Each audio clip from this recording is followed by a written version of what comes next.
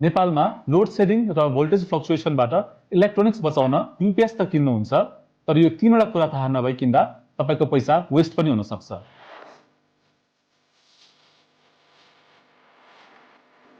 Number 1, VA र वाट्सको फरक। धेरैले 1000 VA भन्ना साथ 1000 वाट सम्झिन्छन्, तर त्यस्तो हुँदैन।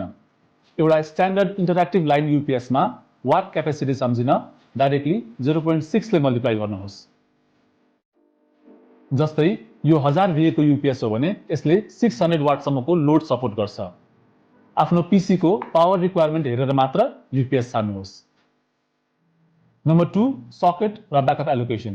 तपाईलाई युपिएसमा कतिवटा सकेट चाहिन्छ पनि इम्पोर्टेन्ट छ, र सबै सकेटमा ब्याट्री ब्याकअप नहुन पनि सक्छ।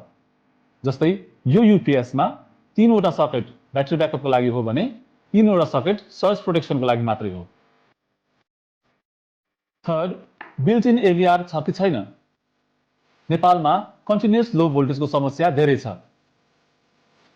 सस्तो युपिएसहरुमा भोल्टेज अलि ड्रप हुन साथ युपिएसले ब्याट्रीमा स्विच गर्छ।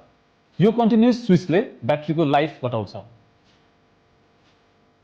बिल्ट इन एभीआरले भने भोल्टेज स्टेबल बनाउँछ बिना battery consumption. So smart choice गर्नुहोस्। अरु केही कन्फ्युजन छ भने हामीलाई कमेन्टमा सोध्न सक्नुहुन्छ।